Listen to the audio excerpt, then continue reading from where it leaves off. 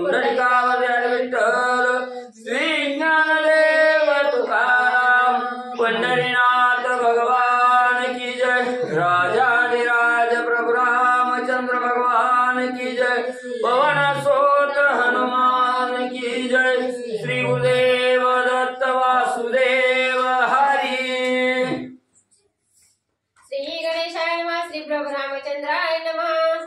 श्री रामाय वनानी गदा श्री रघुनाथ राजा महामोहे मूर्छित तहोवणिया सावचित पुसे दशरथ राम कोठे।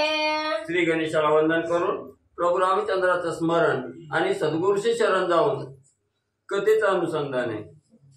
त्या ठिकाणी असणारं म्हणजे ज्यावेळेस प्रभू रामचंद्र म्हणजे वनाला त्या ठिकाणी निघाले त्यावेळेस असणारे राजा दशरथाला कळालं गेलं की राम वनाला त्या ठिकाणी जाऊ लागलेले आहेत आणि जायला लागलेले हे कळाल्याबरोबर राजा असणारा त्या ठिकाणी महामूर्छित त्या ठिकाणी पडला गेला आणि रामाविषयीचा मोह त्या ठिकाणी लागू लागला आणि ज्यावेळेस रामाचा मोह त्या ठिकाणी झाला त्यावेळेस मूर्छेला येऊन राजा दशरथ त्या ठिकाणी पडला गेला।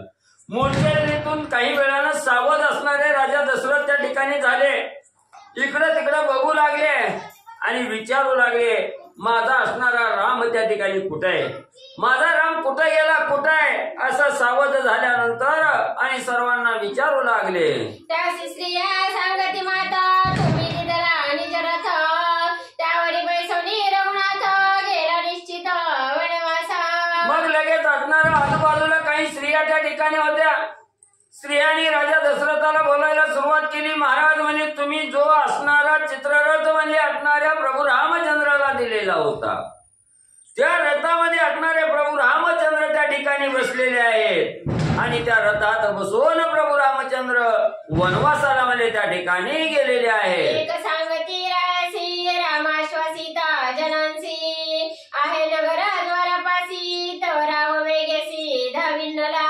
मग त्याच्यातील काही स्त्रिया त्या ठिकाणी सांगू लागल्या अजून गेलेले नाहीत म्हणले आपल्या असणाऱ्या म्हणजे अयोध्या नगरीच्या राजद्वारावर म्हणजे आतापर्यंत असणाऱ्या प्रभू रामचंद्राची स्वारी त्या ठिकाणी गेलेली आहे आणि राजद्वारावर म्हणजे असणारे प्रभू रामचंद्र त्या ठिकाणी थांबलेले आहेत। असं ऐकल्याबरोबर लगेच असणारे राजा दशरथ त्या ठिकाणी उठले आणि राम भेट घेण्यासाठी राजद्वाराकडे जाऊ लागले। 700 राणीया समवेत धाविनला दशरथ कोठे कोठे माझा रघुनाथ स्वयंपूसत सर्वांते। मग लगेच असणाऱ्या रामाचं दर्शन त्या ठिकाणी घ्यायचं, रामाला पाहायचं म्हणून माझा राम कुठे, माझा राम कुठे म्हणत म्हणजे असणाऱ्या 700 स्त्रिया सहित आणि राजा दशरथ म्हणजे रामाचा दावा करत राजद्वाराकडे येऊ लागले। मग आक्रंदे निजले हाक श्रीराम दाखविले निजमुख तुझा झाली अभिमुख परम दुःख सर्वांची। आणि असणारा त्या ठिकाणी रामाकडे म्हणजे धावतच राजा दशरथ आल्याबरोबर मोठ्यानं हाक त्या ठिकाणी दिली, हे प्रभू रामचंद्र एकदा असणारा तुमचं मुख कमल मला त्या ठिकाणी दावा, तुमचा असणारा मुख कमल पाण्याचा वियोग मला त्या ठिकाणी सहन होईना गेला, मला तुमचं मुख कमल त्या ठिकाणी पाहू द्या। तुम्ही जर मला नाही त्या ठिकाणी मुख कमल दाखवलं निघून जर गेला तर मला अतिशय दुःख त्या ठिकाणी होईल। कैकेयी घेऊन बाक मज दिदले महादुःख तुझे देखील या श्रीमुख परम सुख मज होय। एवढंच नाही असणाऱ्या काही नवले मला असणारं फसवलं गेलं, माझ्याकडून असणारं वचन त्या ठिकाणी घेतलं, शपथपूर्वक वचन मला फसवून म्हणजे काही त्या ठिकाणी घेतलं, त्याचं असणारं दुःख मला अतिशय त्या ठिकाणी तीव्र होऊ लागलेलं आहे।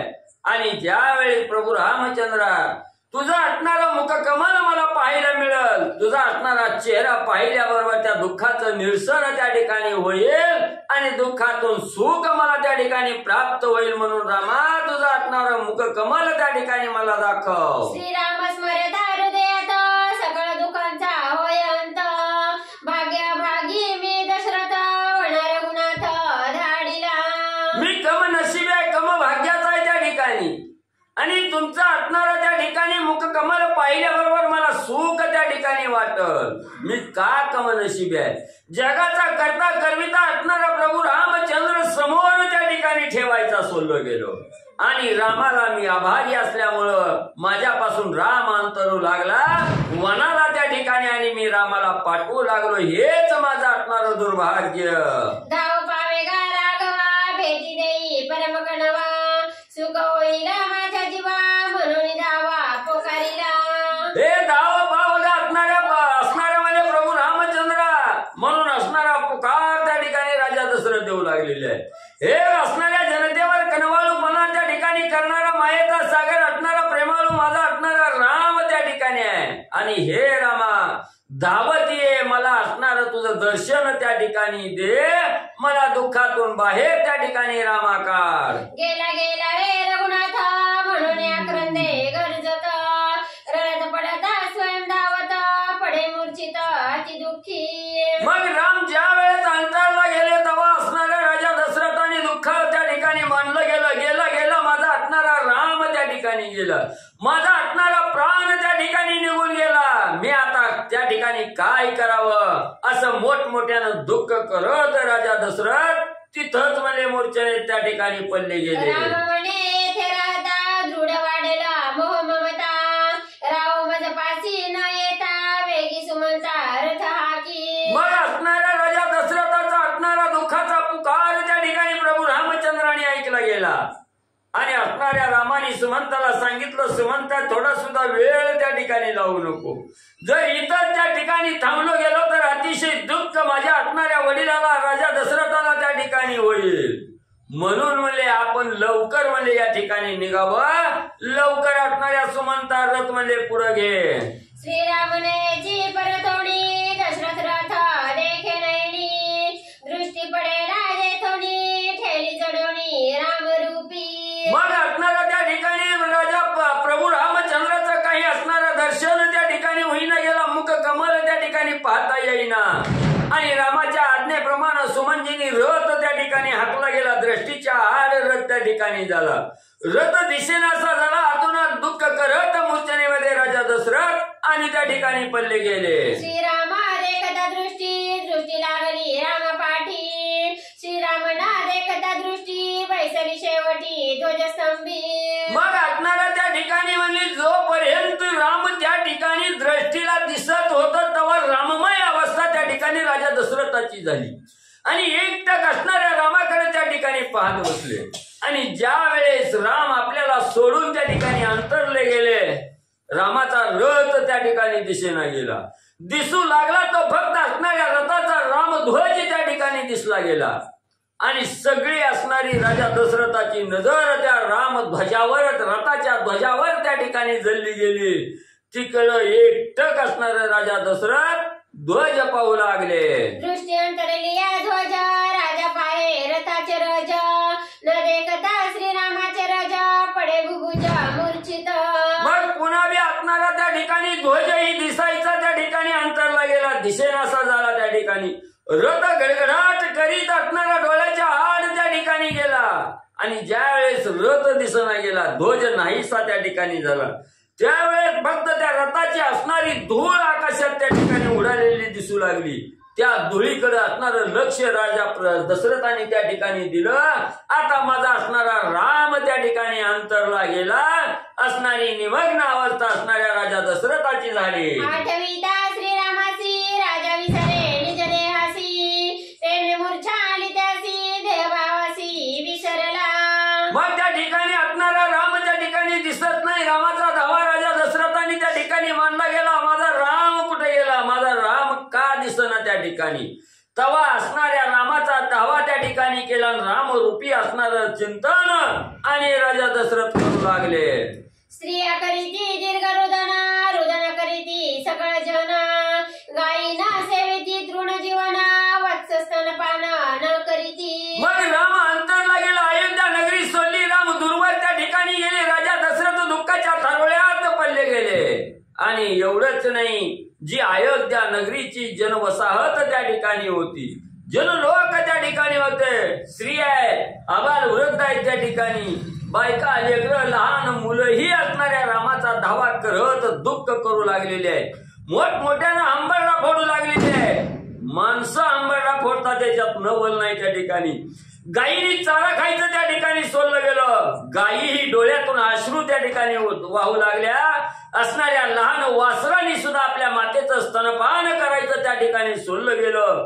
गायीसह वासरही त्या ठिकाणी राम अंतरल्याचं दुःख त्या ठिकाणी आणि म्हणले करू लागले. अश्वन खाती चारा पाणी गजनी कवळ न घाली ती वदनी आहार त्याजीला पौरजनी आयुध भुवणी आकांत. मग एवढंच नाही, जे असणारे घोड्या त्या घोड्यांनी असणारा चारा खायचा त्या ठिकाणी सोडला गेला. डोळ्यातून दुःख असून घोड्याच्या त्या ठिकाणी येऊ लागलो. असणारा घास खायचा हत्तीचा, ते हत्ती सुद्धा त्या ठिकाणी मौनावले गेले. हत्तीनी खाणं पाणी पिणं त्या ठिकाणी सोडलं गेलं. एवढंच नाही, लहान लेकरं सुद्धा त्या ठिकाणी खाणं पिणं विसरून त्या ठिकाणी गेले.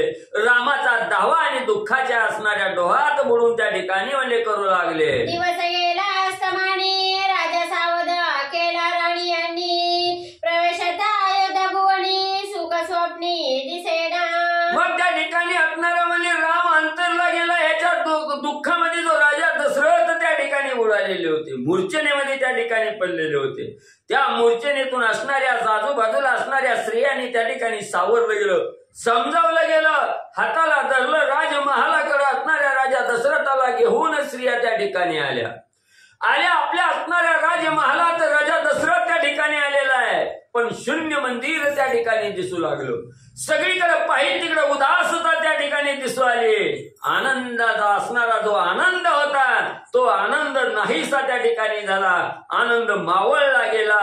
तसाच असणारा दिवसही मावळतीला म्हणले गेला. दीप दीपिका नाही कोठे ओस आठवटिया चोहटे जो तो रडताची वाटे श्रीराम कोठे पुसताती. मग सगळी अयोध्येचा जनवास त्या ठिकाणी रामाच्या विरहामध्ये बुडवला गेला आणि सगळे दुःखात त्या ठिकाणी राहिले गेले. असणारी सुंदर असणारी अयोध्या नगरी आज ओस त्या ठिकाणी पडली गेली. कुठेही असणारी दीपावली त्या ठिकाणी लावली नाही, दिवे त्या ठिकाणी लावले नाहीत.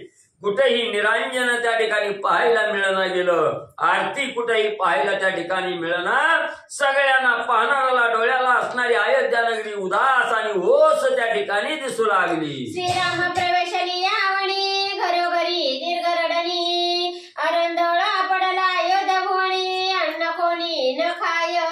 ज्या वेळेस प्रभू रामचंद्राचं वास्तव्य अयोध्या नगरीतून निघून वनवासाच्या दिशेनं त्या ठिकाणी गेलं, तेव्हा अयोध्या नगरीचे जनलोक सर्व काही स्वयंपाक पाणी खाणं पिणं त्या ठिकाणी सोडलं गेलं. भक्त आणि भक्त रामाचा दावा त्या ठिकाणी करू लागले. मोठमोठ्यानं असणारा जसं आपल्या घरामध्ये असणाऱ्या देहातून प्राण निघून गेल्यानंतर प्रेतवत अवस्था जशी पडल्यानंतर जसं असणार त्या ठिकाणी जनलोक रडतं, तशी अवस्था सगळ्या अयोध्या नगरीच्या जनलोकाची त्या ठिकाणी झाली, रडू लागलेली आहे. नसावे श्रीराम वियोग दुःख राजा राणी सकळ लोक अवघे म्हणती घेव विख वशिष्ठ देख निवारिले. कुणीही असणारा त्या ठिकाणी लहान मुलासहित म्हणजे असणाऱ्या झाडा झुडपाला दगडाला असणाऱ्या सगळ्याला म्हणजे असणाऱ्या वनचरा सहित म्हणजे दुःख त्या ठिकाणी झालं. एकही आभाल वृद्ध त्या ठिकाणी आनंदी नाही. सगळे दुःख त्या ठिकाणी करू लागलेले आहेत, रडू लागलेले आहेत. ज्या वेळेस आपल्या अयोध्येतला रामच त्या ठिकाणी निघून गेला, तेव्हा आपल्याला तरी राहण्यात काय अर्थ आहे त्या ठिकाणी. आपणही विष प्राशन करावं आणि आपला असणारा देह त्या ठिकाणी संपवावा असं जनलोक त्या ठिकाणी दुःखानं बोलू लागलं. 14 वर्ष वनवासी रामक्रमिला निमेषार्धेसी लावणे त्रिभुवन यशासी अयोध्येसी येईल. मग त्या ठिकाणी असणारी व ज्या वेळेस असणारी ही स्त्रिया मंडळ सर्व म्हणजे असणार अयोध्या जनवास दुःख त्या ठिकाणी करू लागलं. आपणच विष पिऊन त्या ठिकाणी मरावं, तेव्हा असणाऱ्या वशिष्ठ सद्गुरूंनी त्या ठिकाणी ऐकलं गेलं. वशिष्ठ सद्गुरू सगळ्याची समजूत काढून त्या ठिकाणी बोलू लागलेले आहेत. बाबांनो, एवढं दुःख करू नका. राम परत येणार आहे. 14 वर्षाचा काल कमन त्या ठिकाणी करणार आहे. नेमस्त असणारी 14 वर्ष रामाला वनवास आहे त्या ठिकाणी आणि 14 वर्ष संपल्यानंतर आपला राम आपल्यामध्ये त्या ठिकाणी येणार आहे असं सगळ्याला वशिष्ठ सद्गुरू आणि आश्वासित करू लागले. मारुणी राक्षसांच्या क्रोडी सोडवणी देवांची बांधवडी बोणी रामराज्याची गुढी येईल तातडी श्रीराम. मग असणारा ज्या जनलोकाला दुर्धर त्रास देणारी राक्षस आहेत त्या ठिकाणी, त्या राक्षसांचा नायनाट त्या ठिकाणी करणार आहे.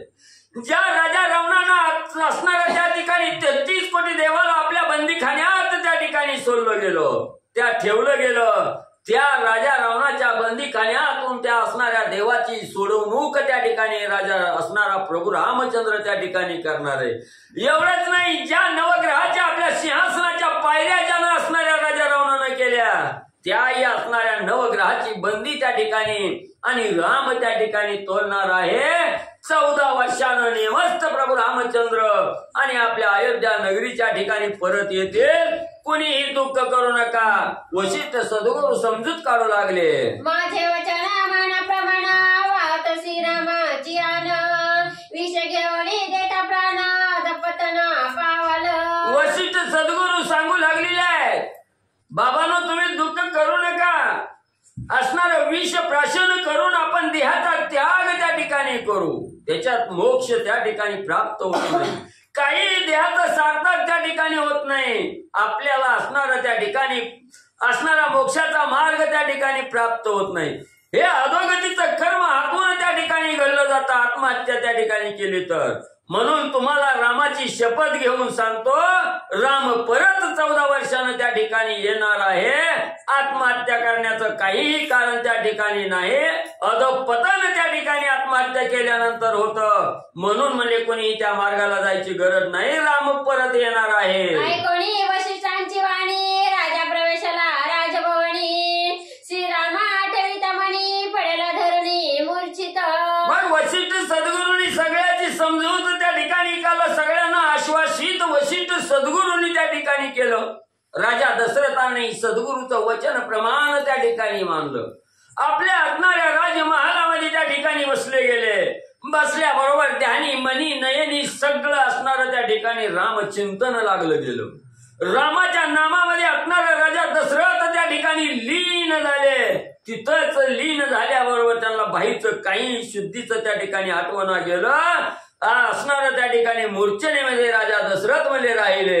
एकीकडे श्रीराम आपण शीघ्र करिता वन प्रयाण, पाठी लागले ब्राह्मण राहावीला जाण नराहती. इकडे असणाऱ्या राजा प्रभू रामचंद्रांनी रथामध्ये बसून रथ सुमंत प्रधान त्या ठिकाणी हाकत आहे. रथामध्ये राजा असणारा प्रभू रामचंद्र त्या ठिकाणी बसलेले आहे. वनवासाच्या मार्गाने त्या ठिकाणी जाऊ लागलेले आहेत. रामाला अडवण्यासाठी ब्राह्मण मंडळी रामाचा धावा करत रामाच्या माग आणि त्या ठिकाणी जाऊ लागलेले आहे. पेलीला उठाउठी द्विज धावती पाठोपाठी, श्रीरामाची प्रीती मोठी प्रेमपोटी आणि वार. मग ब्राह्मण मंडळीला असणाऱ्या रामाविषयीची आस्था अतिशय आस्था त्या ठिकाणी होती. अंतकरणाच्या ठिकाणी प्रेम असणाऱ्या प्रभू रामचंद्राविषयीचं प्रेम असणाऱ्या ब्राह्मण मंडळीला त्या ठिकाणी होतं.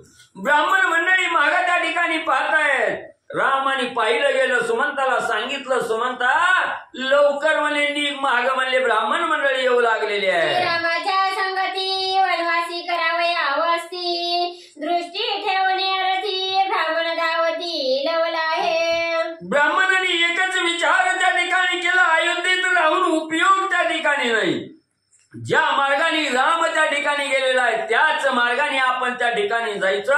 रामाबरोबर आपणही वनवास त्या ठिकाणी करायचा.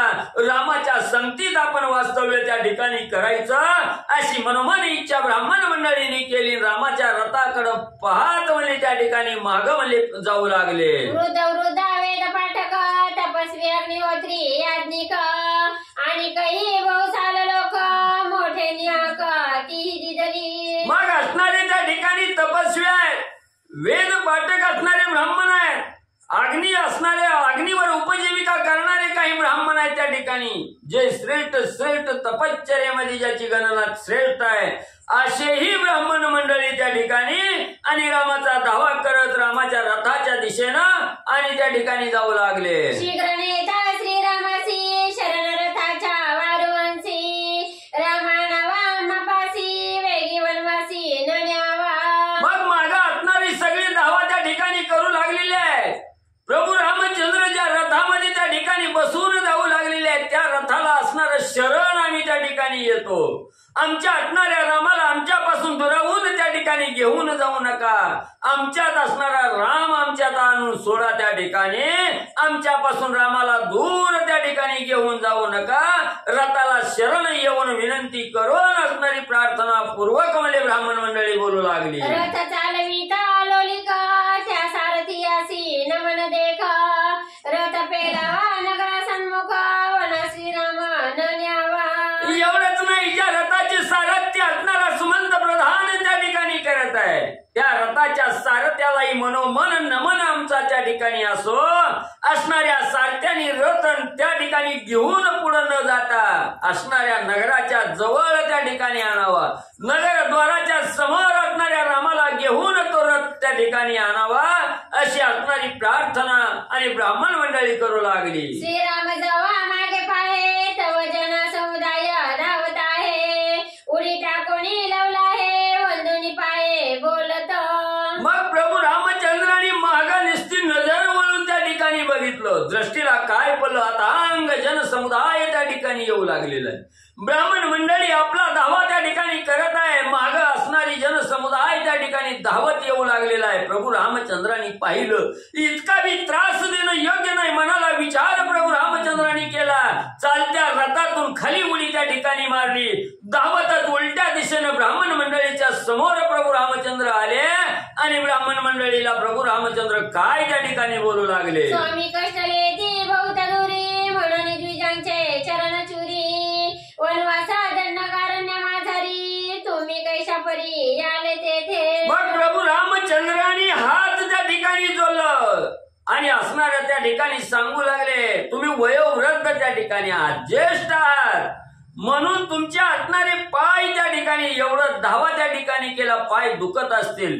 प्रभू रामचंद्र ब्राह्मणाच्या समोर त्या ठिकाणी वाकले, हातपाय त्या ठिकाणी चोपू लागले आणि सांगू लागले, महाराज असणारा माझा वनवास दंडकारण्याच्या ठिकाणी आहे. दंडकारण्य इथून फार लांब आहे. त्या ठिकाणी तुम्हाला तिथं असणार त्या ठिकाणी वनवास कंठता त्या ठिकाणी येणार नाही. तुमची अशक्य प्राय असणारी गोष्ट आहे त्या ठिकाणी दंडकारण्यात येणं. तुमच्याच्यानं त्या ठिकाणी जमणार नाही. तुम्ही इथं त्या ठिकाणी थांबावं अशी विनंती ब्राह्मण मंडळीला प्रभू रामचंद्र करून बोलू लागले. श्रीरामा तुझ्या संगती आम्ही पावो ब्रह्मप्राप्ती. वनवास तो बापुडा किती भय निश्चिती आम्हा नाही. मग असणारे ब्राह्मण मंडळी रामाला म्हणू लागले, रामा तुमच्या संगतीत असल्याबरोबर आम्हाला ब्रह्मप्राप्ती त्या ठिकाणी प्राप्त होते. एवढं सामर्थ्य तुमच्या संगतीमध्ये आहे त्या ठिकाणी. आणि हा वनवास दंडकारण्य काय आहे त्याच्या पुढे असणारं क्षुल्लक आहे त्या ठिकाणी. तुमच्या संगतीत असल्याबरोबर दंडकारण्यात कसलंच दुःख राम आम्हाला त्या ठिकाणी होणार नाही. आणि तो कालक्रमण करण्यासाठी आम्हाला कसलंही दुःखाची बाधा त्या ठिकाणी होणार नाही.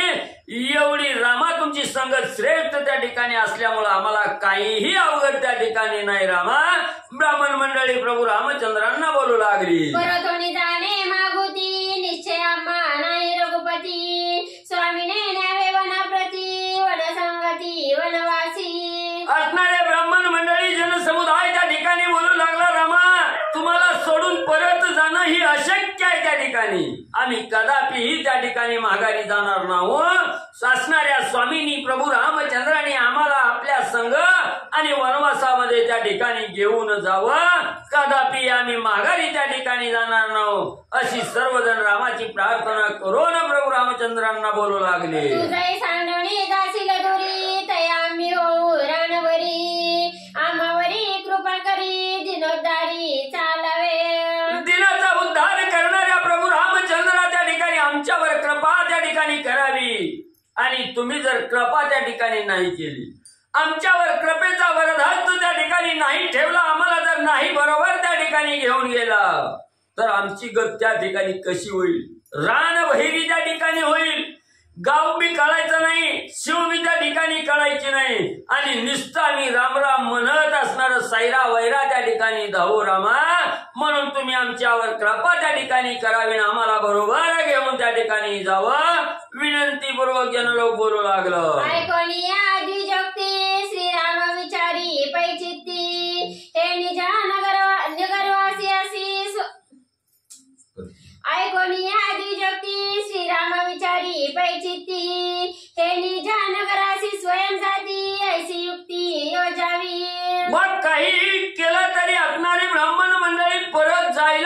ठिकाणी तयार नाही.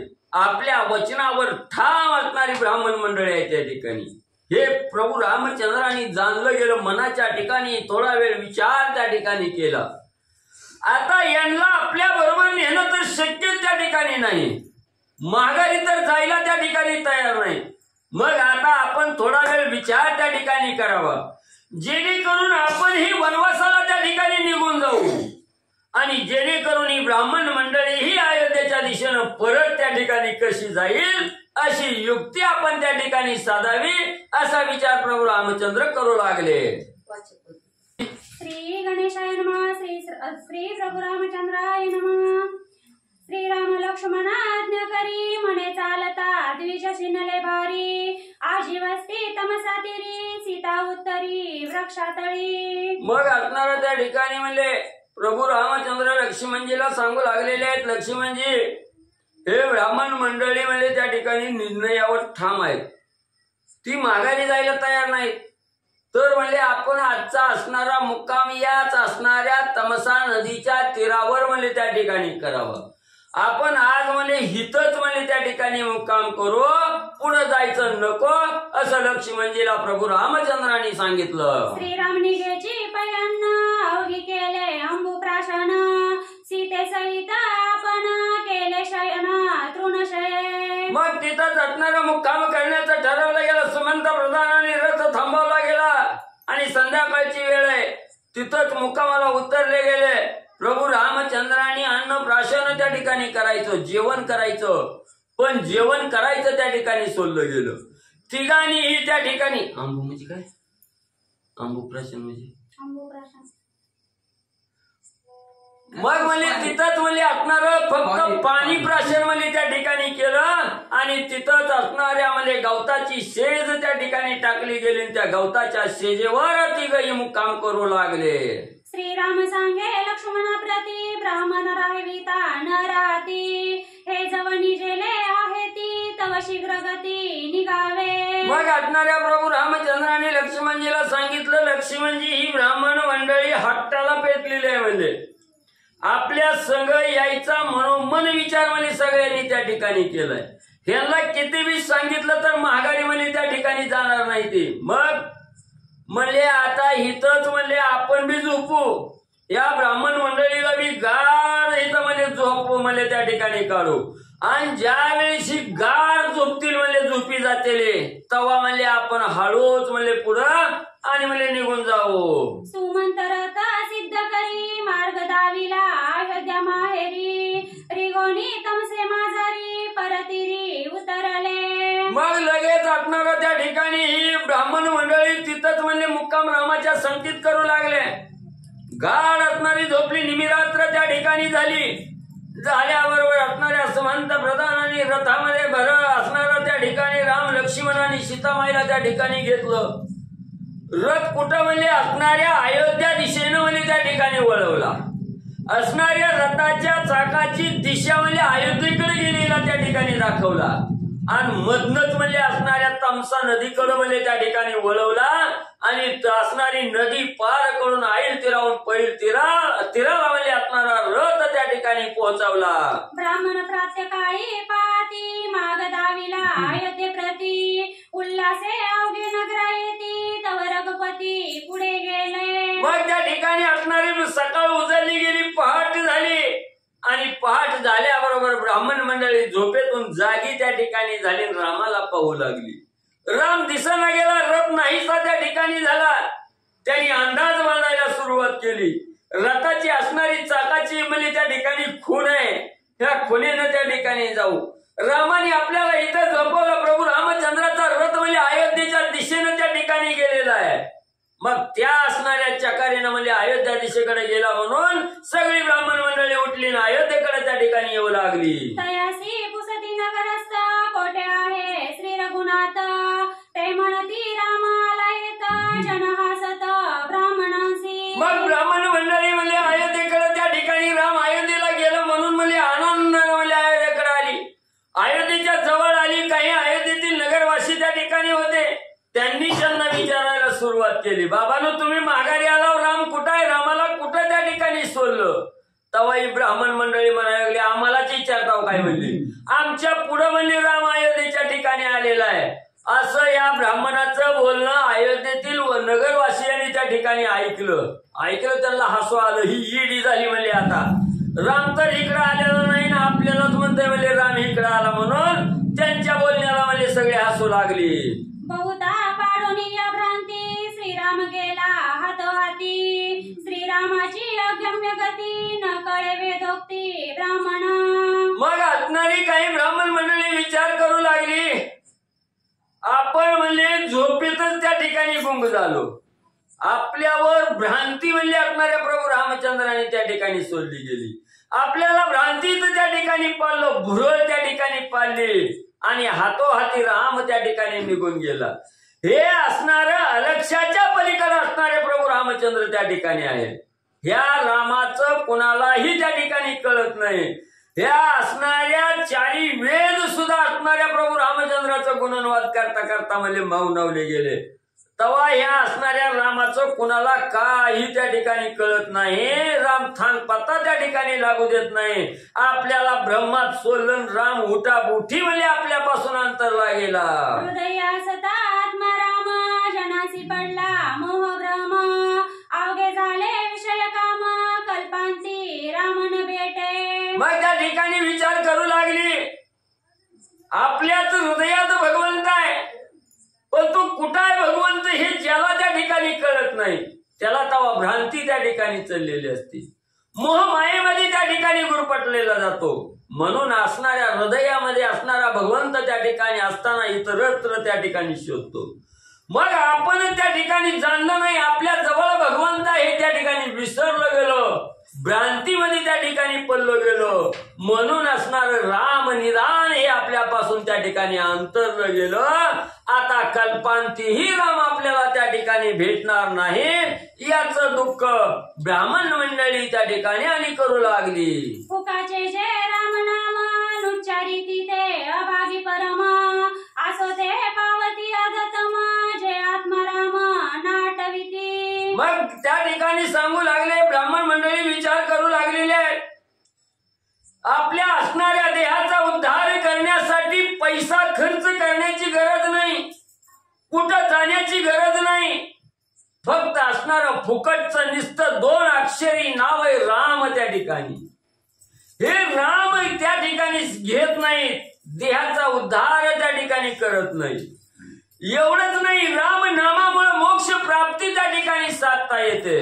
ते रामनाम ज्या असणाऱ्या मुळाला त्या ठिकाणी कळलं नाही, ज्याला घ्यायला त्या ठिकाणी आलं नाही, ज्याला रामनामाचं महत्व त्या ठिकाणी कळलं नाही, ते मूळ त्या ठिकाणी राहिले गेले असणार त्या ठिकाणी. आणि ग्रंथकर्ते सांगू लागले, असो येरीकडे रघुपती दुसरे दिवशी दिनाती. युगुती वृक्षी केली वस्ती निकट भागीरथी प्रवाहो. मग असं असणाऱ्या प्रभू रामचंद्राचं म्हणजे वनवास गमन त्या ठिकाणी चालू झालं. दुसरा दिवस म्हणजे संपात आला. तेव्हा म्हणजे असणाऱ्या भागीरथी तीरावर असणाऱ्या प्रभू रामचंद्राची स्वारी त्या ठिकाणी गेली. त्या भागीरथी तीरावर इंगुदी नावाचा वृक्ष आहे. त्या इंगुदी वृक्षाच्या खाली प्रभू रामचंद्र, लक्ष्मणजी आणि सीता माऊलीनी असणारा मुक्काम त्या ठिकाणी करण्याचं योजिलं. वनालिया श्रीराममूर्ती ऐकोनी गुहक निषादपती. भेटो आला ती प्रीती घातले शिती लोटांगण. मग त्या ठिकाणी भागीरथी नदीच्या तीरावर असणारा प्रभू रामचंद्र त्या ठिकाणी आलेले आहेत. ही बातमी असणाऱ्या निषाद कोळ्याला त्या ठिकाणी कळली गेली. त्या भागीरथी तीरावर असणारा निषाद कोळी राहत होता आणि आपला प्रभू रामचंद्र या ठिकाणी आलेला आहे ही बातमी त्या ठिकाणी कळाली गेली. निषाद कोळी असणारा त्या ठिकाणी धावतच प्रभू रामचंद्राच्या भेटीला आणि येऊ लागला. देखता श्रीरामाचे मुख गुहका झाला परमहरिक. रामे अलिंगिता देख द्वंद्व दुःख विसरला. मग त्या असणाऱ्या कोळ्याचं नाव गुहक आहे. त्या ठिकाणी असणारा गुहक कोळी धावतच प्रभू रामचंद्राकडे, प्रभू रामचंद्राला डोळ्यानं त्या ठिकाणी पाहिलं गेलं. मनाला मनोमन आनंद त्या ठिकाणी झाला. प्रभू रामचंद्राच्या चरणावर नतमस्तक गुहक गुहक कोळी त्या ठिकाणी झाला. रामानी गुहक कोळ्याला त्या ठिकाणी पाहिलं गेलं. प्रेमाचं आलिंगन त्या ठिकाणी गुहक कोळ्याला प्रभू रामचंद्रांनी म्हणले दिलं. विसरला धर्म अधर्म विसरला धम उत्तम सद्भावे देखिता श्रीराम जन्म मरण जन्म विसरला. ज्या वेळी प्रभू रामचंद्राचं दर्शन झालं, प्रभू रामचंद्राला आलिंगन त्या ठिकाणी पडलं गेलं, तेव्हा तो मी नव्हेच अशी अवस्था असणाऱ्या गुहक कोळ्याची त्या ठिकाणी झाली. असणारं काय करायचंय, कशासाठी आलोय हे विसरलं गेलं त्या ठिकाणी. एकात्म अवस्था त्या ठिकाणी झाली. आपण काय करतोय, मासा धरायचा धंदा त्या ठिकाणी करतोय. आपण पापात्मक कर्म करतोय का चांगलं कर्म त्या ठिकाणी करतोय. जन्म मरणाच्या राट गाडग्याच्या व्यतिरिक्त अवस्था असणाऱ्या गुहक कोळ्याची त्या ठिकाणी झाली. जन्म मरणाच्या फेऱ्यातून गुहक कोळी त्या ठिकाणी सुटला गेला. राममय अवस्था आणि गुहक कोळ्याची रामाला पाहिल्याबरोबर त्या ठिकाणी झाली. विसरला कर्म करते पण विसरला से मी तू पण देखता श्रीरामाचे चरण समाधान गुहकासी. मग ज्या साधकाला राम दर्शन त्या ठिकाणी झालं म्हणल्यावर त्याला काय देहाचा आठव राहणार आहे का. आपण कशासाठी आलोय, करायचंय काय, जायचंय कुठं, याचं सगळं देहभान त्या ठिकाणी विसरला गेलं आणि एकात्म अवस्था त्या ठिकाणी झाली. देहावर असूनही विधेयी अवस्था असणाऱ्या गुहकाला त्या ठिकाणी प्राप्त झाली. आपल्याला माशाचा धंदा आहे, मासा धरायच्यात उपजीविका त्या ठिकाणी करायचंय. मी गुहक कोळ्या असणारा भगवंत आहे याचाही विसर त्या ठिकाणी पडला गेला आणि असणारी एकरूप अवस्था त्या ठिकाणी झाली. राममय अवस्था झाली. द्वंद्व त्या ठिकाणी संपलं गेलं. फक्त आणि फक्त भगवंताचं चिंतन गुहक कोळ्याच्या ठिकाणी आणि त्या ठिकाणी लागलं गेलं. श्रीराम नाम स्मरण समूळ निर्दाळे जन्म मरण त्याचे देखता श्रीचरण बोळवण भवभावा. मग ग्रंथकर्ते त्या ठिकाणी सांगतात, ज्या असणाऱ्या प्रभू रामचंद्राचा निस्तर रामनाम त्या ठिकाणी घेतलं तर भवबंधन त्या ठिकाणी सुटलं जातं. हे जे असणारं संसार रूपी असणारं आपलं हे असणारं कार्य आहे त्या ठिकाणी, या कार्यातून मुक्त निस्तर रामनाम त्या ठिकाणी केलं तरी त्या ठिकाणी होतं. मग म्हणजे इथं तर प्रत्यक्षात असणारा भगवंत त्या ठिकाणी पाहायला मिळालाय. ज्याच्या निस्त्या नावानं उद्धार होतोय त्या भगवंताला डोळ्यानं त्या ठिकाणी पाहिलं. हे भवबंधन त्या ठिकाणी राहणार आहे का, हा संसार त्या ठिकाणी राहणार आहे का, देहाची आस्था त्या ठिकाणी राहणार आहे का, सगळ्या आस्था सगळे विषय सगळं सुख दुःख माया मोह त्या ठिकाणी संपला जातो. एवढं असणाऱ्या गुहक कोळ्याची अवस्था आणि रामाला पाहिल्यानंतर मला झाली. गुहे ज्ञानीला फळ संभार रामन करीची फळार करोनी जळाचा जळहार केला शेजार वृक्षमुळी. मग त्या ठिकाणी असणाऱ्या गुहक कोळ्याने प्रभू रामचंद्र आलेले आहेत. हे पाहिल्या बरोबर असणारं अनेक असणाऱ्या नाना प्रकारची फळं त्या ठिकाणी आणली. माझ्या असणाऱ्या रामाला खायला त्या ठिकाणी घालावी हा मनोमन इच्छा त्या ठिकाणी केली. फळं घेऊन आले, रामाच्या पुढे ठेवली. प्रभू रामचंद्र या असणाऱ्या फळाचं सेवन त्या ठिकाणी करा विनंती केली गेली. प्रभू रामचंद्रांनी एकही फळाला हात लावला नाही, फळ खाल्लं नाही. आणलेलं होतं पाणी, त्या भागीरथी नदीचं पाणीच त्या ठिकाणी प्राशन केलं. झाडाची लाकडं फांद्या त्या ठिकाणी गोळा केल्या, गवत गोळा केलं. त्या असणाऱ्या गवताच्या शेजेवर प्रभू रामचंद्र म्हणले मुक्काम करू लागले. केला सीतेसी शेजार निद्राण करीचा सौमित्र सावधान अहोरात्र सेविसी तत्पर श्रीरामी. मग तिथंच असणाऱ्या गवताची शेज केली. त्या असणाऱ्या गवताच्या शेजेवर असणाऱ्या सीतामाईच्या बरोबर असणाऱ्या सोबत म्हणजे प्रभू रामचंद्र त्या ठिकाणी शयन करू लागले. पण असणारा जो प्रभू रामचंद्राची मनोमन सेवा मनोमन धारण त्या ठिकाणी करून जो आलेला लक्ष्मण आहे, तो लक्ष्मण एक क्षण सुद्धा झोपायला त्या ठिकाणी तयार नाही. अहोरात्र प्रभू रामचंद्राच्या चरणाशी त्या ठिकाणी लीन होऊन बसलेला आहे. प्रभू रामचंद्राची सेवा करायची हाच मनोमन मनोद्धाय असणाऱ्या लक्ष्मणजीचा आहे त्या ठिकाणी. आणि असणारे प्रभू रामचंद्र आणि सीतामाई त्या ठिकाणी शयन करू लागले. त्यांच्या रक्षणार्थ असणार रात्रभर आणि असणारे लक्ष्मणजी जागरण करून म्हणजे त्या ठिकाणी बसलेले आहेत. श्रीराम गुहका एकांती संवाद करीती अतिप्रीती निमेषार्थ गेली राती झाली प्राप्ती अरुणोदया. मग तो असणारा त्या ठिकाणी गुहक कोळी आलेला प्रभू रामचंद्रांच्या बाजूला त्या ठिकाणी बसलेला आहे रात्र असणारी रात्र म्हणजे त्या ठिकाणी झालेले आहे. थोडा वेळ गुहक कोळे आणि प्रभू रामचंद्र त्या ठिकाणी चर्चा विचार विनिमय त्या ठिकाणी करू लागले. दोघांचा संवाद त्या ठिकाणी झाला. रात्र संपत आली. सकाळचा अरुणोदय त्या ठिकाणी झाला. सूर्य उगवला गेला आणि असणारा त्या ठिकाणी म्हणजे पुढं काय झालं. श्रीराम म्हणे गुहकासी वेगी आणावी नौकेसी जाणे आहे परतीरासी आजी वस्ती प्रयागी. सकाळचा प्रहर उजळला गेला. असणाऱ्या प्रभू रामचंद्राने गुहेत कोळ्याला आज्ञा दिली, कोळी बाबा आता आमचा मुक्काम इथं म्हणजे संपला गेला. हा दुसरा मुक्काम आहे त्या ठिकाणी. आम्हाला ऐन तीराहून पैल तीराला त्या ठिकाणी जायचंय. ही असणारी भागीरथी नदी ही तुडुंब त्या ठिकाणी भरलेली आहे. जाता येणार नाही. तुम्ही तुमची असणारी नौका त्या ठिकाणी घेऊन या. त्या नौकेत बसून ऐन तीराहून पैल तीराला म्हणजे त्या ठिकाणी आम्हाला पोहोचवा. प्रभू रामचंद्राने गुहक कोळ्याला सांगितलं. सुमंते सज्ज केला रथ तयासी बोले श्री रघुनाथ आता येतो या परत जावे त्वरित अयोध्ये. मग गुहक कोळ्याला असणारा त्या ठिकाणी म्हणजे नाव आणायला त्या ठिकाणी पाठवलं गेलं. इकडे असणाऱ्या सुमंत प्रधानाला प्रभू रामचंद्राने आज्ञा दिली, सुमंत प्रधाना तुझं कार्य तू असणारा पार त्या ठिकाणी पाळलं गेलं. आता या भागीरथी नदीच्या पुढे असणारा रथ त्या ठिकाणी जात नाही. आम्हाला इथं त्या ठिकाणी सोडा आणि हा असणारा रथ घेऊन आल्या पावली अयोध्येच्या दिशेनं तुम्ही माघारी जावा. असणाऱ्या प्रभू रामचंद्राने सुमंत प्रधानाला सांगितलं. तमसाती राहुनी रथ परतावा हा निश्चितार्थ ब्राह्मणा संघाच्या त्यागार्थ तुझा इथपर्यंत आणिले. मग असणाऱ्या सुमंता मगाच्या तमसा नदीच्या तीरावरूनच तुला असणारं परत त्या ठिकाणी पाठवायचं होतं. पण ब्राह्मण मंडळी हट्टाला पेटलेली होते.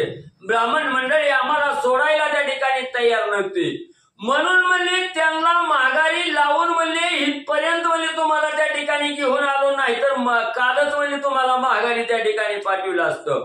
पण आता इथून पुढे तुम्हाला त्या ठिकाणी येता येणार नाही.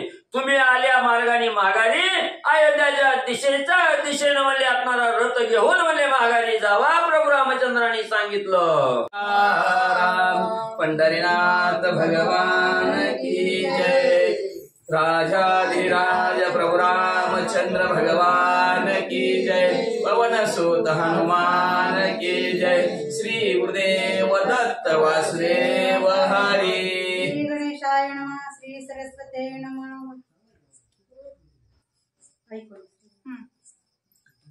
ऐकोनी श्रीरामाचे वचन सुमत पडला मूर्छापन्न दीर्घ हृदय करी वरदुन राम सच्चिदन.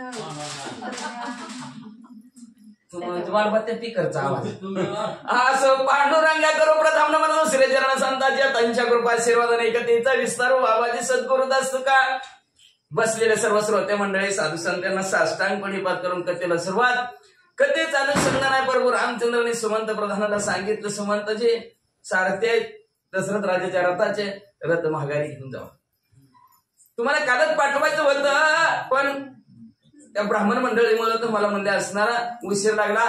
क्षमत्व असावं असणार. सुमंतजी माघारी जावा. माघारी जावा म्हणल्यावर एवढं दुःख वाटलं. 10 दिवशी असणारे जमिनीवर सुमंत प्रधान सारथी पडले गेले. बेशुद्ध अवस्था झाली. काय करावं? माघारी जावं का प्रभू रामचंद्राजवळच बसावं? काही सूचना गेलं. पुढे काय करू लागले.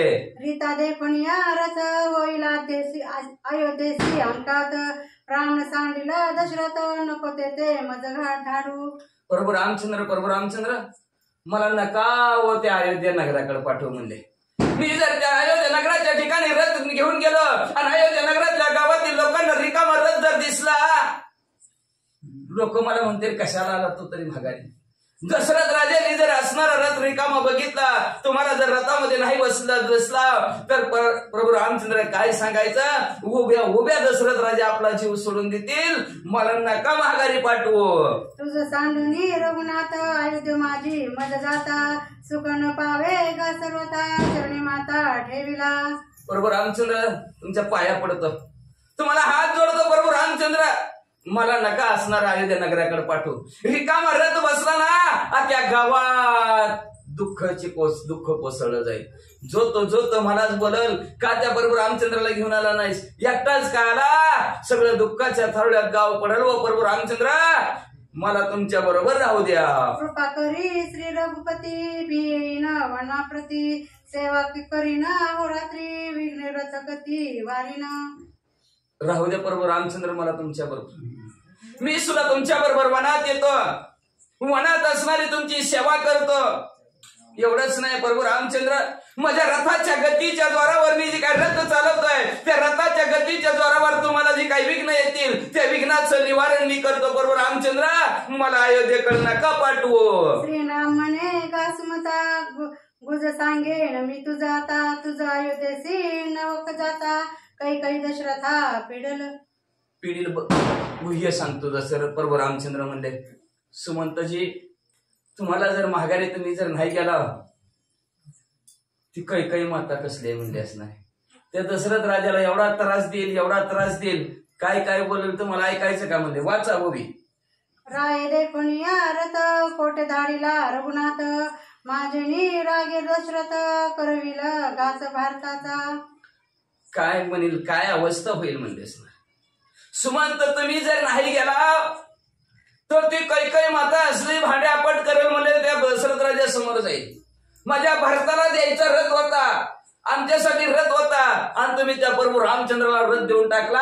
आमच्या भारताने काय मरावं का म्हणे, जीव द्यावा का त्यांनी, बिगर रथाचं कसं फिरावं, रथ का तुम्ही त्यांना ठेवला नाही, असं म्हणजे त्रास काही माता दशरथ राजाला देईन. पायी जावे वनवासासी, साक्षी पेरत का दिदला त्यासी, मारवाया भरतासी राय समासी, रामासी पाठविले.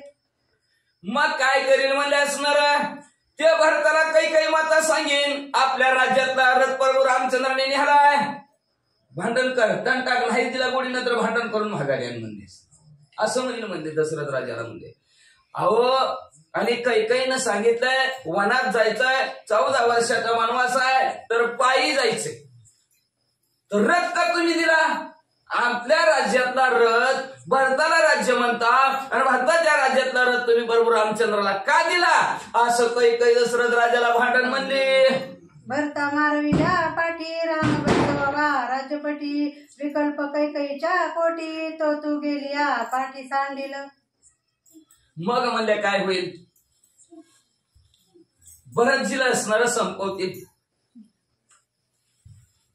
मारतील ना ते भरत, दशरथ राजे मारतील. काही नाही ते शब्दांनी बोलील म्हणले का, मनातलं कैकेयीच्या सांगायला लागलं बरं का प्रभू रामचंद्र. मनातलं सांगत्यात की काही म्हणेन काय दशरथ राजाला त्रास देईल, काय बोलल तुम्ही म्हणले त्याला रथ देऊन टाकला, आता आमचा आहे पोरग टाका त्याला मारून म्हणे. मग घ्या सुकाळाने बोलवा त्या प्रभू रामचंद्राला वनवासात गेला माघारी, घ्या अयोध्येचं राज्य आणि चालवा अयोध्येचा राज्य कारभार, असं बोलून टुचून ती काही माता दशरथ राजांना बोलवण. प्रीते देखुनिया रथासी राम झाला वनवासी, सत्य मानले कैकेयीसी या कार्यासी तुझाई. कशासाठी जा माघारी माहितीये का तुला. तू जर रथ घेऊन रिकामा आला ना तर त्या कैकेयीच्या मनाला खरं पटल की प्रभू रामचंद्र खरं वनवासी झाले. रथ सुद्धा त्यांनी माघारी पाठवला, आता खरंच प्रभू रामचंद्र वनवासी झालं असं कैकेयी मातेला वाटण्यासाठी तुम्ही रथ घेऊन माघारी जावा असं प्रभू रामचंद्र पटवून सुमंतजीला सांगू लागले. माझी आज्ञा आहे ऐसी तव जावे अयोध्येसी, दशरथाने कौशल्यसी सुखोपदेशी ब्राह्मण. माझी आज्ञा आहे तुम्हाला, तुम्ही बिनधास्त अयोध्या नगराकडे जावा. अयोध्या नगराला जाऊन दशरथ राजाला सांगा मी खुशाल आहे, आमच्या कौशल्य आईला सांगा आणि खुशाल आहोत म्हणजे असणार. सगळ्या गावातल्या लोकांना सांगा आजच्या 2-3 दिवसाच्या असणाऱ्या दिवसामध्ये प्रभू रामचंद्र सुखी आहेत, आनंदी आहेत म्हणले. एवढंच नाही, सगळ्या गावाला आनंदित करून टाका सुबंधी, ही माझी आज्ञा आहे असं प्रभू रामचंद्र सांगू लागले. वचन ऐकोनी साकडे सुमंत संकोचल रडे, काही ना गोरेची पुढे रतीसी मुरड्याती दुःखी. मग प्रभू रामचंद्राचं बोलणं ऐकलं, अतिशय जड अंतकरण सुमंतीचं झालं. डोळ्यात नसणारं घळघळ अश्रू वाहू लागलं, रडू लागलेलं. रडता तसाच जड अंतकरणाने आपला रथ वळवला आणि अयोध्या नगराकडे गडगड करत असणारे सुमंतजी आणू लागलेले आहेत. इकडे प्रभू रामचंद्र पुढे कुठे चालले ऐका. श्रीराम बोलला उत्तर गुह काढवी क्रोध, क्षीरवेगी बांधवा जटभार राम सौमित्र वचनासी. तेवढ्यात प्रभू रामचंद्रांनी सांगितलं, भुवकजी आता आम्ही वनवासी माणसं दिसली पाहिजे, मुलीच्या वेशात आम्हाला राहायचं असं आमच्या कैकेयी मातेने सांगितलंय. त्याच्यासाठी असणारा तुम्ही उंबराचे झाड आहे, त्या झाडाचा चिकाणा, त्या ठिकाणी आमचे असणारे केस बांधा, म्हणजे वीरगुंटी बांधा, त्याला वीरगुंटी म्हणतात. ते असणारे जे काय आपल्या भाषेतले सर्व सोपे भाषा सांगा बुचडा मागं बांधतात, ती फक्त इथं वर बांधायचा. म्हणजे कशा प्रकारचे असणारी वीरगुंटी असणारे लवकरात लवकर प्रभू रामचंद्र म्हणतात मला आणि लक्ष्मणजीला बांधण्याचं काम करा गुरुजी. गुहे आणून या क्षीर जटामुकुट अति सुंदर दोघांचे बांधले मनोहर राम सौमित्र शोभती. प्रभू रामचंद्र आणि लक्ष्मणजी दोघंचे दोघं अतिशय शोभून सुंदर दिसतील अशा प्रकारची ती वीरगुंटी बांधायला सुरुवात केली भुवकाने. चिकांडला असणाऱ्या त्या उमराच्या झाडाचा आणि त्यांनी म्हणजे असणाऱ्या केसांना आकार द्यायला चालू केला.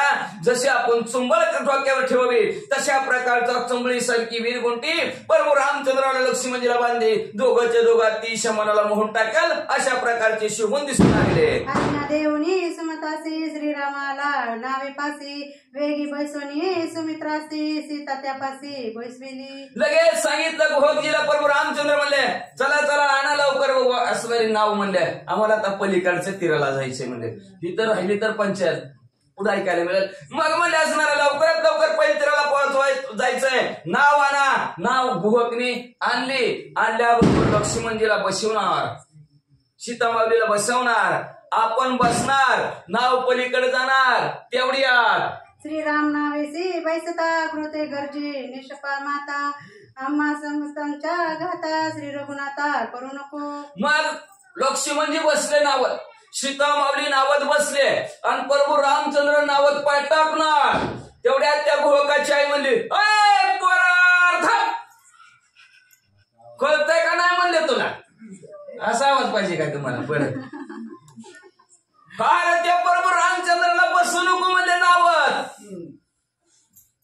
जवळच पळत आली म्हणजे त्या प्रभू रामचंद्राला नावत बसू नको म्हणले.